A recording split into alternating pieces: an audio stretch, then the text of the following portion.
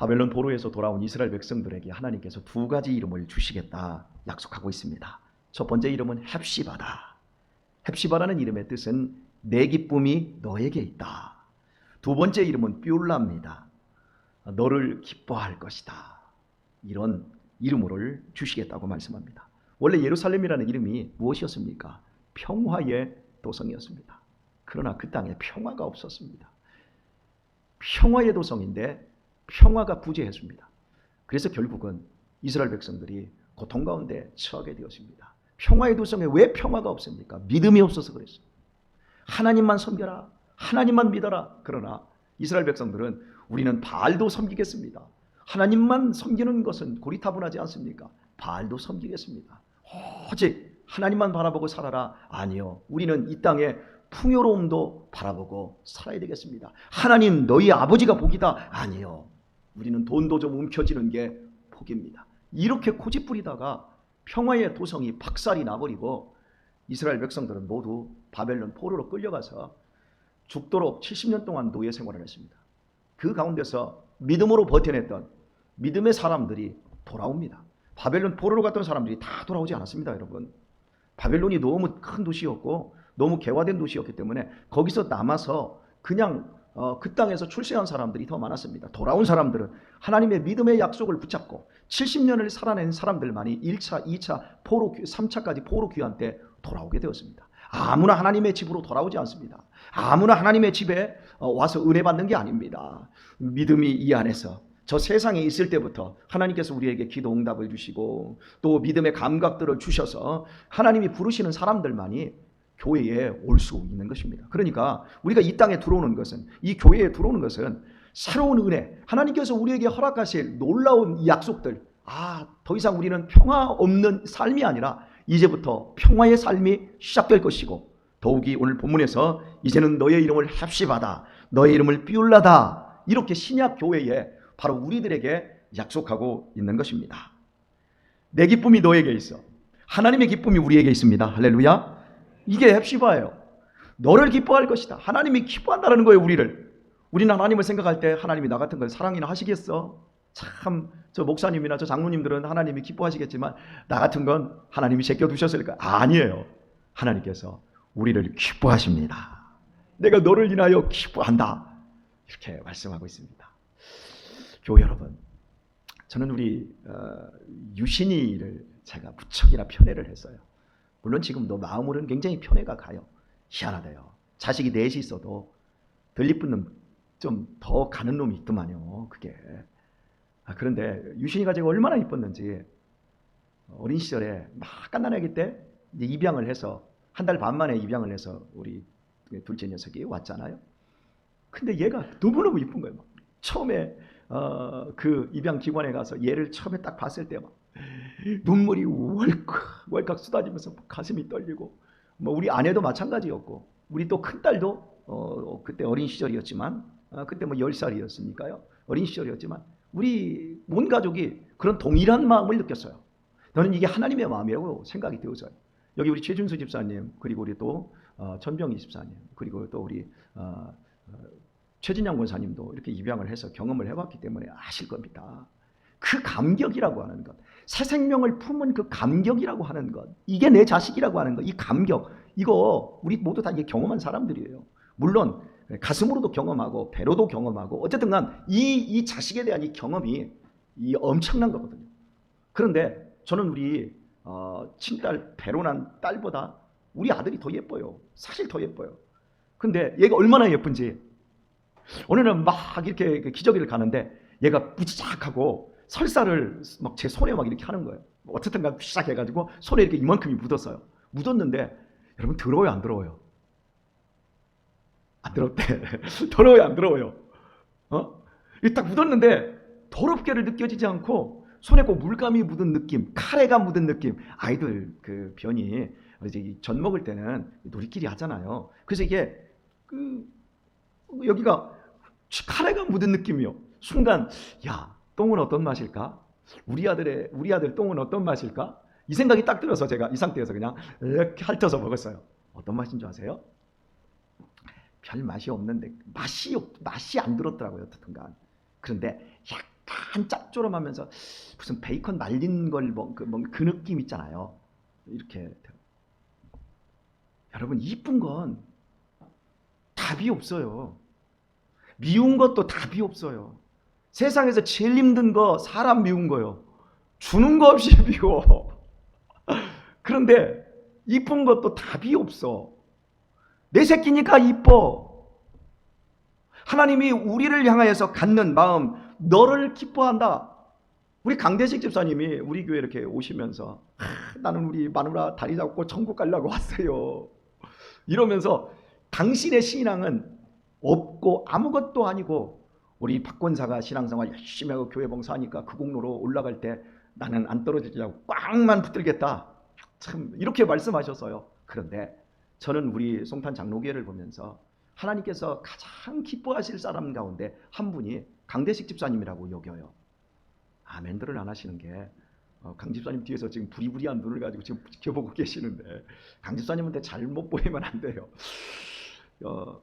제가 왜 그 말을 하냐면, 강 집사님은 모든 사람을 다 받아줘요. 애들도 받아주고, 이 사람하고도 잘 어울리고 저 사람하고도 잘 어울리고, 그 모든 게 겸손하기 때문에. 하나님이 겸손한 사람을 엄청 좋아하세요. 하나님이 저같이 교만하고 까칠한 목사는 엄청 싫어하셔요. 겉으로는 뭐 좋아, 사랑받게 생겼지요? 이것도 아멘을 안 해주시면 뭡니까 여러분? 어쨌든간 그래요. 이거 새벽 시간이라 여러분이 머리가 잘 안 돌아가시더라도 좀 아멘을 해주시면 좀 좋잖아요. 여하튼간에 하나님이 우리 모두를 기뻐하세요. 이 기뻐함을 약속으로 우리에게 해놓고 있어요. 그런데 우리는 자식들에게 내가 너 기뻐해, 내가 너 사랑해 말을 하지 않았어도 우리의 마음속에서는 나는 너를 위해서 든든한 울타리가 되어줄 것이고, 네가 공부한다면 내 등골이 다 빠진다 할지라도 내가 너를 위해서 공부시켜줄 거야. 이게 우리 부모의 마음이듯이 하나님의 마음 역시도 이렇다라고 하는 것. 4절부터 말씀을 다시 보면, 다시는 너를 버리운 자라 칭하지 아니한다. 다시는 네 땅을 황무지라 칭하지 아니한다. 칭한다라고 하는 건 한자인데요, 일컬을 칭자를 써요. 그러니까 인생에서 정말 재수 없는 사람들, 인생에서 정말 뭐라고 해요, 운이 없는 사람들, 완전히 버려진 너는 완전히 버려진 자야. 네 땅 봐, 황무지야. 네 인생에 뭐가 꽃피우고 뭐가 열매 맺었어? 아무것도 없어. 너 황무지야. 이렇게 우리 자신들을 일컬을 만큼 한심스러운 존재이지만 이제 그러지 않다. 오직 너를 heb시바다, 네 땅을 뷸라다. 이제는 다산과 풍요, 번성, 이런 것들로 내가 너의 인생을 값지고 복있게 내가 만들어 줄게. 하나님께서 이런 약속을 해주셨어요. 이 부분을 지난 시간 제가 말씀하면서 결혼과 결혼하지 않은 사람의 차이를 제가 말씀을 드렸어요. 결혼하지 않으면 참 철들기가 어렵다고 말씀드렸어요. 근데 좀 수정을 해야 될 것 같아요. 결혼 안 하고도 철드는 사람은 철들어요. 고난을 많이 당하고 그리스도를 위해서 바울처럼 살려고 하는 사람들은 철들어요. 자기만을 위해서 살려고 하는 이기적인 사람들은 결혼 안 하면 철 안 들어요. 하지만 내 자신을 비우고 그리스도를 위해 살고 충성하며 헌신하며 베풀며 내 인생의 시간들을 하나님의 말씀으로 꼴지어 가려고 하는 사람들은 바울 사도처럼 어른이 됩니다.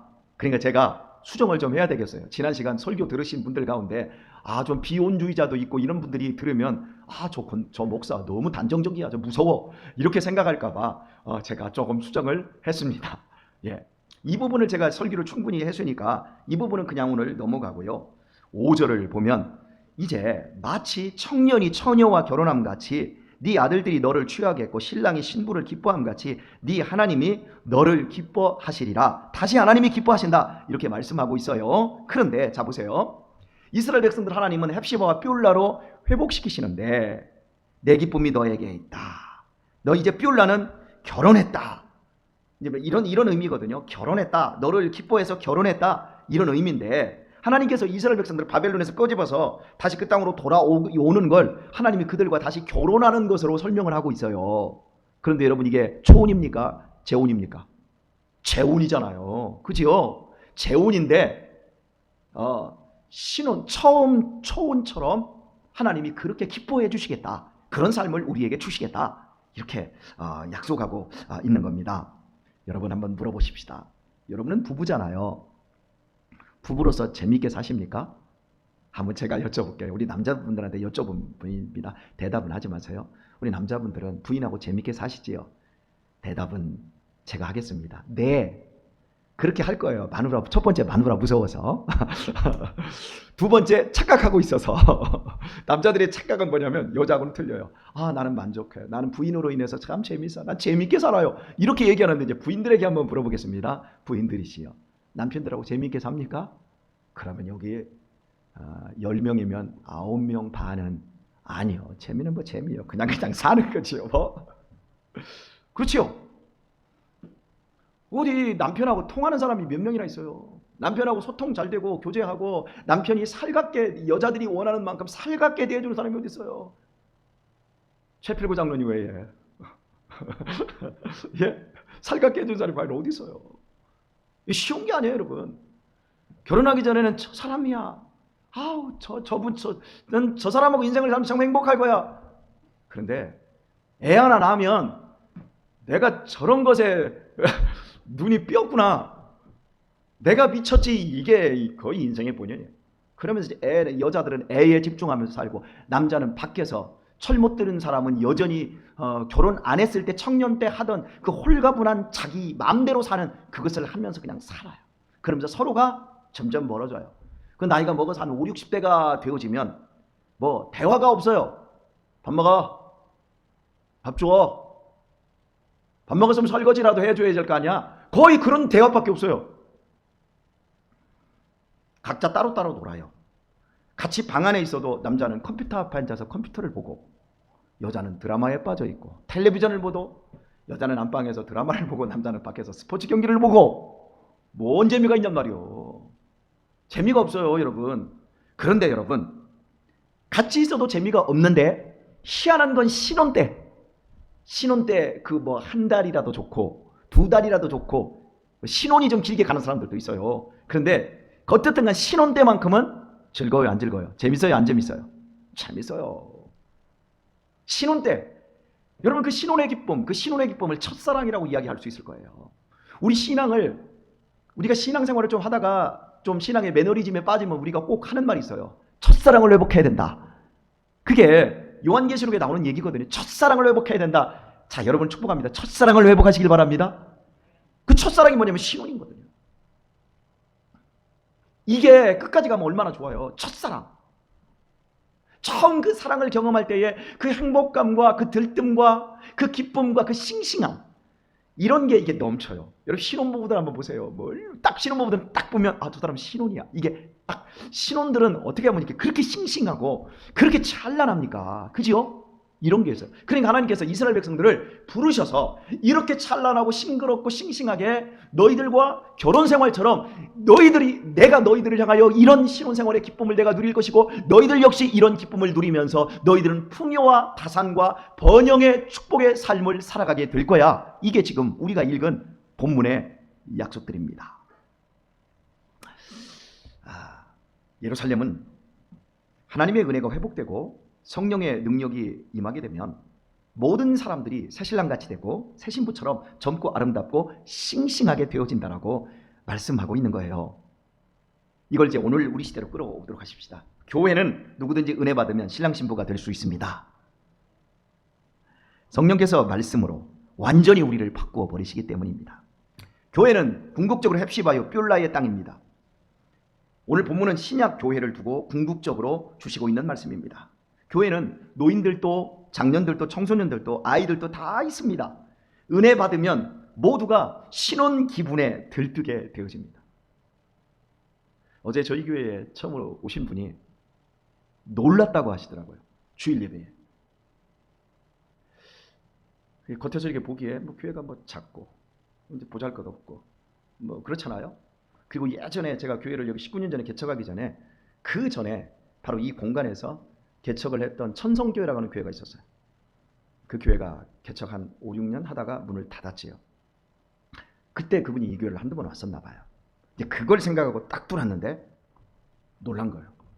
아니 교회가 이렇게 젊어요. 여기에 뭐 오케스트라 아이들이 막 한 막 10여 명이 앉아가지고 막 첼로 막 이거 막 연주하고 있고 막 앞에서 막 드럼 치고 있고 막 베이스 기타 둥둥 치고 있고 뭐 이러고 찬양들이니까 이건 큰 교회 시스템에서나 볼 수 있는 건데, 아니, 큰 교회에서도 힘들어요. 우리 평택에, 우리 교회처럼 평택에 한 240교회가 있어요. 안중, 평택, 송탄. 그런데 오케스트라만큼은 우리 교회가 제일 큽니다. 어떤 교회도 송탄, 평택에 아무리 큰 교회 2,000명, 3,000명 모이는 교회도 오케스트라 2명, 4명, 5명밖에 없어요. 근데 우리는 이거 풀로 관악기까지 다 하면 15명이 넘어요. 근데 지금 코로나 때문에 걔네들은 다 빠졌죠. 딱 뚫어나가서 깜짝 놀라는 거죠. 그리고 메시지가 굉장히 힘이 있고, 아멘. 그죠? 뭐 이런 게 있으니까 막 놀란 거지. 우리 교회는 싱싱한 거예요. 젊은 거예요. 막 다 신랑 신부, 막 신혼부부 같은 이런 느낌으로 막 예배를 드리는 거예요. 목사만 좀 늙은 것 같죠? 제가 지난주 입양협회에서 모임에 갔다가 제 아내와 저랑 이렇게 마주보고 앉았는데 저희를 잘 모르는 분이 이렇게 앞에 앉아 있었어요. 그러다가 이제 자기 소개를 이렇게 하다가 우리 아내하고 저하고 부부라는 걸 보더니 깜짝 놀란 거예요. 왜? 딸하고 음주를 한 거예요. 저만 늙었나 봐요. 저 신혼과 같은 마음으로, 팔팔한 마음으로 제가 살고 있거든요, 여러분. 그래도 여러분, 제가 우리 아내와 제가 딸하고 그 아버지하고 관계 같지는 않잖아요, 그죠? 근데 가끔씩 눈이 헷가닥 삔 사람들이 있어요. 그래도 한두 번이 아니라 뭐 이렇게 제가 들어요. 그래서 저는 뭐 괜찮아요. 이제 뭐 어떻습니까? 나이 먹으면 딸 같은 사람하고 살면 더 좋지요. 더 안 좋은가? 예, 여하튼 이렇게 교회는 젊어져야 돼요. 싱싱해져야 돼요. 은혜 받으면 우리 모두는 이 안에서부터 막 신랑과 같아요. 신부와 같아요.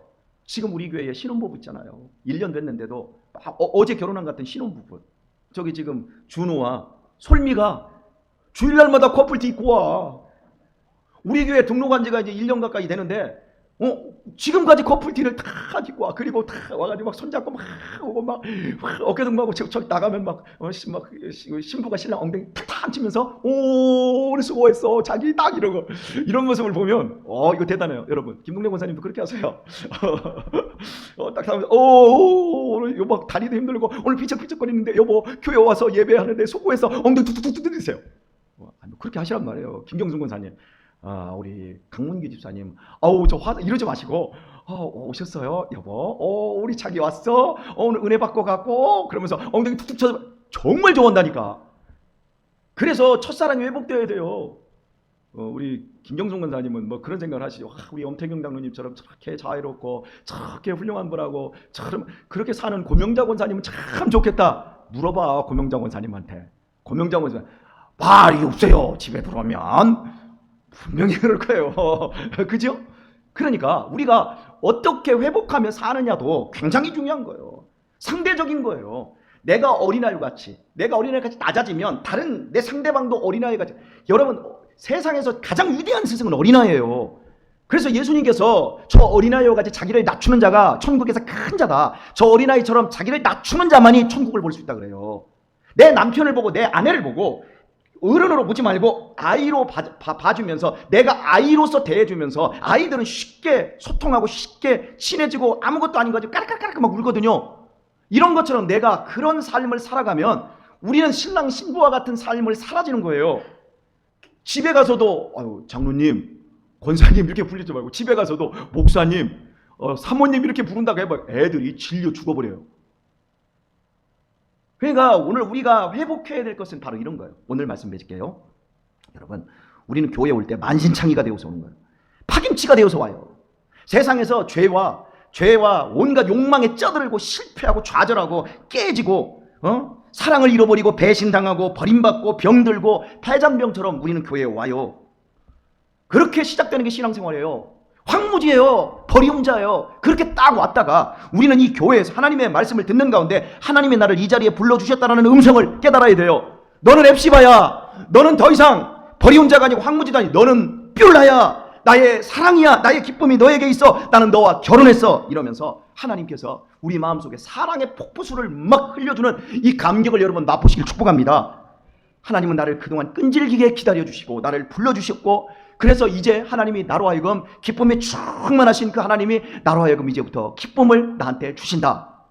이런 음성을, 이런 마음을 가지고 이 자리에 참석하시길 바랍니다. 본문에서 오늘 한 가지 해결하고 넘어가야 될 게 뭐냐면 한글 번역이 좀 잘못돼서요. 마치 청년이 처녀와 결혼함 같이 네 아들들이 너를 취하겠고. 여러분 어떻게 이러한 내용이 나올 수 있어요? 네 아들들이 너를 취하겠고 할 때 이 아들들이라고 하는 번역한 단어가 실은 네 건축자예요. 내 건축자. 네 건축자. 이게 왜 이런 번역을 하고 있냐면 이 아들들이라는 단어가 이 그 히브리어로 빼나이크예요. 그런데 네 건축자라고 하는 건 뽀나이크예요. 이 여기에서 이렇게 해석해야 이렇게 번역을 해야 더 매끄럽습니다. 보세요. 마치 청년이 처녀와 결혼한 것 같이 네 건축자가 너를 취하겠고 신랑이 신부를 기뻐함 같이 네 하나님이 너를 기뻐하시리라. 네 건축자가 누구지요? 하나님이에요. 교회는 누가 세우고 있어요? 예수님이 세우고 있지요. 우리는 에베소서에서 뭐라고 하죠? 지어져가는 건축되어져가는 공동체잖아요. 건축자는 누구예요? 하나님이세요. 하나님이 말씀과 성령과 기도로 우리를 건축하고 계시지요. 그 하나님이 우리를 이 자리로 부르셨어요. 그리고 우리에게 지금 말씀하고 계셔요. 너는 헵시바야. 너는 뷸라야. 아멘. 오늘도 다시 한번 나를 건축하고 계시는 하나님, 내 인생을 건축하고 계세요. 우리 교회에서 머리가 되시는 주님께서 우리 한 사람 한 사람을 피가 돌게 하고 생명이 돌게 하고 마음을 신랑 신부같이 뜨겁고 찬란하고 싱그럽게 바꾸시고 계세요. 그 하나님이 지금 우리에게 말씀합니다. 준호야, 너는 나의 뷸라야. 하나님의 말씀이에요. 죄송합니다. 강계 집사님. 배시가, 너는 나의 헵시바야. 부인 다리 잡고 가는 게 아니라 하나님의 사랑을 입으며 배시가 어서 와라. 나는 너를 사랑해. 나는 너의 똥까지도 사랑해. 라고 하시는 그 하나님의 음성이 우리 강대 집사님의 마음속에 있기를 바랍니다. 각자 이런 뷸라와 헵시바를 모두 경험하시며 남은 생의 신혼생활처럼 행복한 신앙생활 하시는 우리 성도님들 다 되시길 예수님의 이름으로 축원합니다.